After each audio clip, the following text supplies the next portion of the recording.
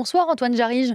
Bonsoir. Vous êtes le créateur et le gérant de la librairie Le Tumulte à Vouvray, près de Tours. Il y a 466 nouveautés pour cette rentrée littéraire.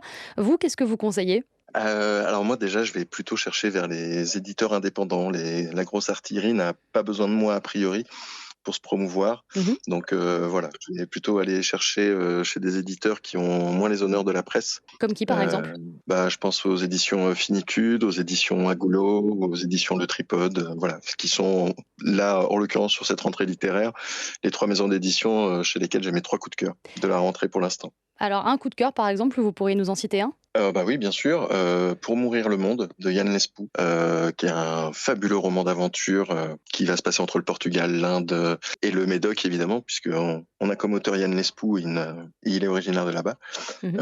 Voilà, c'est un grand roman d'aventure, très enlevé, très bien décrit, avec des paysages sublimes, fabuleux. C'est la plus-value des librairies indépendantes, justement, de guider vers les lecteurs, vers d'autres titres qu'on ne verrait pas ailleurs? Alors, je sais pas si c'est les librairies indépendantes. Je pense que même dans les enseignes, il y a des libraires passionnés qui vont voir les éditeurs peut-être un petit peu plus confidentiels. Après, ils ont des directives que les libraires indépendants n'ont pas. Les libraires indépendants sont plus libres de leur choix, sans doute, que les libraires dans les enseignes. Donc oui, notre rôle, c'est de guider vers d'autres lectures, oui. Antoine Jarige, vous allez bientôt lancer une campagne de financement participatif pour aider votre librairie Le Tumulte, et vous avez posté un message sur les réseaux sociaux dans lequel vous dites: le meilleur moyen de soutenir les librairies, c'est de venir y acheter ses livres.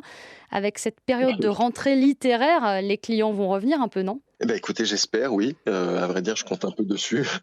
Voilà. Après, il y a tout le contexte économique auquel on ne peut pas grand-chose. Les ménages font des économies et les économies, elles se font pas sur le loyer, elles se font pas sur la nourriture, elles se font donc sur le loisir et donc la culture.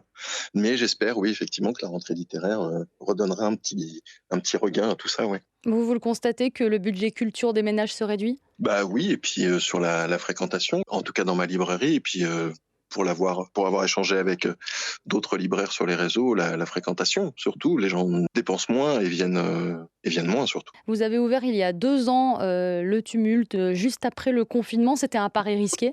C'était un double pari risqué dans le sens où ouvrir une librairie indépendante à proximité d'une grande ville où il y a a priori déjà tout ce qu'il faut. Mhm. Voilà, c'était et puis le faire dans un milieu plus rural. Voilà, moi je suis dans un petit bourg, 3000 habitants. Alors je rayonne entre guillemets sur les bourgs alentours, donc mais oui, oui, c'était un risque. Après, c'est une période aussi où on n'a jamais autant parlé des librairies indépendantes, donc il y a eu un espèce de regain du public pour ces commerces. Bon, bah voilà, ça s'est un peu estompé. Les gens sont revenus à leurs mauvaises habitudes, sans doute, et puis à la facilité que constitue Internet et les grandes surfaces où on trouve tout, quoi. Et pourquoi c'est plus difficile économiquement pour les librairies indépendantes? C'est vrai que la concurrence avec la vente en ligne, quelle est-elle? La rapidité peut-être? Si on parle du grand méchant GAFA, oui, effectivement, ils ont des hangars où ils ont à peu près tout, donc en 2 jours, ça peut être livré. Nous, les libraires indépendants, il faut réapprendre la patience à nos clients, sortir de cette idée qu'il faut tout avoir tout de suite. On ne livrera jamais en 2 heures. Ça n'arrivera jamais. Soit on a le livre et les gens repartent avec, soit il faut attendre quelques jours. Qu'est-ce qu'on trouve de plus alors dans les librairies indépendantes?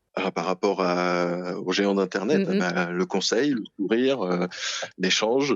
Régulièrement, moi, j'ai des clients qui se conseillent des livres entre eux, en s'entendant parler de livres ou en entendant parler de livres avec moi, et ils vont commencer à dire, voilà, on trouve la convivialité, on trouve le conseil, on trouve aussi le chemin de traverse. On est exactement l'inverse d'un algorithme, en fait. Eh bien, merci beaucoup Antoine Jarige, d'avoir été notre invité ce soir, sur France Info. Je rappelle que vous êtes créateur et gérant de la librairie Le Tumulte. C'est à Vouvray, près de Tours. Merci beaucoup.